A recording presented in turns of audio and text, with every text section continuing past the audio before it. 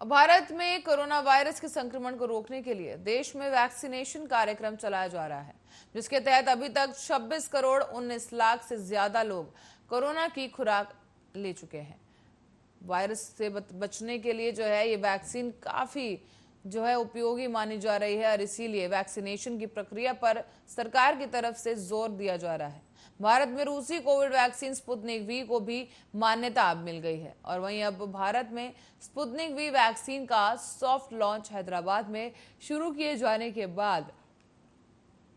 अब 9 शहरों में भी इसकी शुरुआत की जा रही है। आपको बता दें कि रूसी कोविड वैक्सीन स्पुतनिक वी को देश के मुख्य शहर बेंगलुरु, मुंबई, कोलकाता, दिल्ली, चेन्नई, विशाखापट्टनम, बद्दी और कोल्हापुर और मुरियालगुड़ी में सॉफ्ट लॉन्च कर दिया गया है। फिलहाल अभी लोगों को ये वैक्सीन कोविन पोर्टल पर उपलब्ध नहीं कराई गई है, इसीलिए अभी कोई भी इसके लिए रजिस्ट्रेशन नहीं करवा सकता। इसकी जानकारी डॉक्टर रेड्डीज की ओर से ही जारी की गई है।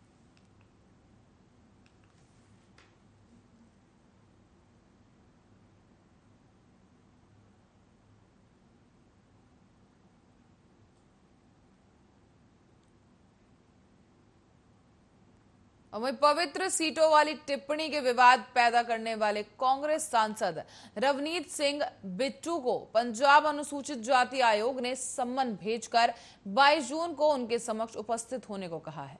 गौरतलब है कि विधायक पवन कुमार टिन्नू के नेतृत्व में शिरोमणि अकाली दल के प्रतिनिधि मंडल ने लुधियाना के सांसद के खिलाफ दलितों के लिए कथित रूप से जातीय टिप्पणी करने की शिकायत दर्ज करवाई थी। इसी के आधार पर आयोग ने सम्मन जारी कर दिया है और आपको बता दें कि पंजाब बीजेपी अध्यक्ष अश्विनी शर्मा के नेतृत्व में पार्टी के प्रतिनिधि मंडल ने बुधवार को राष्ट्रीय अनुसूचित जाति आयोग में शिकायत दर्ज करवाई है। और वहीं आपको बता दें कि विपक्षी दलों ने मंगलवार को इस मामले में बिट्टू की आलोचना करते हुए कहा कि उन्होंने ये कहकर ही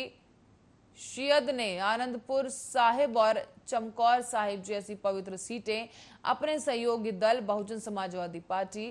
यानी बीएसपी के लिए छोड़ दी थी और कथित रूप से दलितों का ये अपमान किया गया है।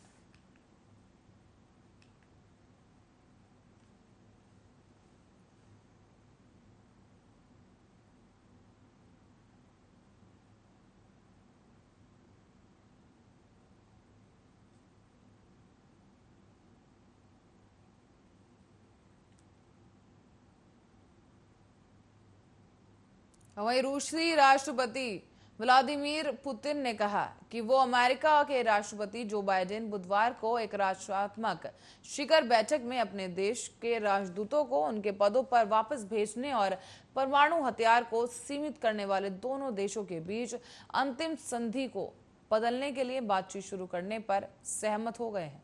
पुतिन ने आगे ये भी कहा कि वार्ता के दौरान कोई कटुता नहीं जो थी उम्मीद से कम समय में समाप्त हो गई है। दोनों ही पक्षों ने कहा कि उन्हें उम्मीद है कि बैठक 4 से 5 घंटे चलेगी, लेकिन दोनों नेताओं के बीच बैठक 3 घंटे से भी कम चली है। इसमें प्रारंभिक बैठक शामिल थी जिसमें दोनों राष्ट्रपति और दोनों के शीर्ष सहयोगी मौजूद थे। बैठक समाप्त होने के बाद ही पुतिन ने अकेले ही संवाददाता सम्मेलन करके इसके परिणाम बताए, जबकि बाइडेन ने अलग से संवाददाताओं को संबोधित किया है।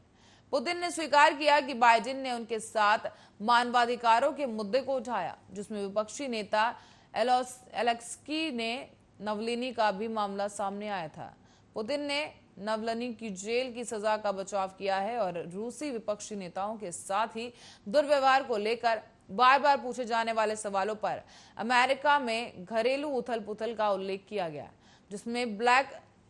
लाइव्स मैटर यानी कि विरोध प्रदर्शन और 6 जनवरी को कैपिटल पर हुई हिंसा भी शामिल है।